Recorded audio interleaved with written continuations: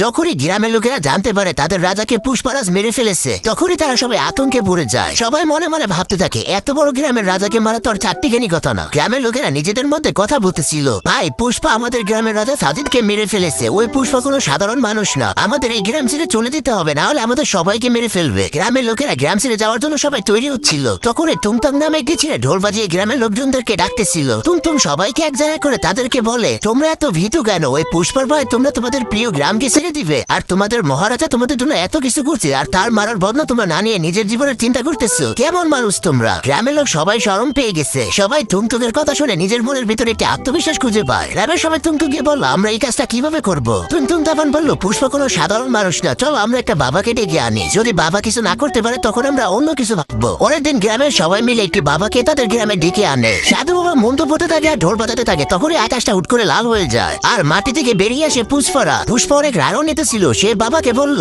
এত বড় সাহস কিভাবে হয় তোর? তুই আমাকে জাগাস কেন? বাবা তখন বললো, তুই সবাইকে কেন মারতেছিস? পুষ্পা বললো, আমি গ্রামের লোকদেরকে কেন মারতেছিস তুই জানোস না? ওরা সাজিদ আর গ্রামের লোকজন মিলে আমাকে জানে মেরে দিচ্ছে। এই জন্য আমি প্রতিজ্ঞা করছি গ্রামের লোকজনদের আমি ছাড়বো না, সবাইকে আমি মেরে ফেলবো। টুনটুন তখন বললো, বাস অনেক হয়ে গেছে, তুমি সবাইকে অনেক বিরক্ত করছো, এখন আমি তোমাকে দেখে নিব। পুষ্পা এই কথা শুনে টুনটুনকে একটি জোরে থাপ্পড় মারে। টুনটুন দৌড়ে গিয়ে পড়ে আসে, বলে আমি তেলের বদলা নিয়েই ছাড়বো। এই কথা বলে টুনটুন এখান থেকে ভাইগে যায়। পুষ্পাও কিছুক্ষণের মধ্যে এখান থেকে গায়েব হয়ে যায়। টুনটুন বারমুডার সব থেকে একে নিরিবিলি জায়গায় যায়, আর এই জায়গায় সব থেকে একজন বড় বাবা ছিল। তার আগে বন্ধুরা অনেক কষ্ট করে ভিডিও বানায়, তোমরা ভিডিওতে একটা লাইক দিয়ে চ্যানেলটাকে সাবস্ক্রাইব করে দাও। লাইক সাবস্ক্রাইব করলে তো তোমাদের হাতে ব্যথা হবে না, উল্টা আমার ভিডিও বানানোর আগ্রহটা আরো দ্বিগুণ বেড়ে যাবে। টুনটুন যখন সেই সাধু বাবার কাছে যায়, সাধু বাবা বলে, তোমার মনের কথা আমি সবই জানি, এই নাও জাদুর তলোয়ার, এটা দিয়ে ওর আত্মাকে মুক্তি দিয়ে দাও। টুনটুন বাবাকে ধন্যবাদ জানিয়ে তার গ্রামে সেই ছুরিটি নিয়ে আবারও ফিরে আসে, আর গ্রামের সেই জায়গায় যায় যেখানে পুষ্পাকে মেরে ফেলা হয়েছিল। গিয়ে টুনটুন মন্ত্র পড়া শুরু করে দেয় আর ছুরি চালানো শুরু করে। কিছুক্ষণের মধ্যে সেখানে পুষ্পারাজ চলে আসে। পুষ্পা বললো, আরে তুমি এটা কি করতেছো?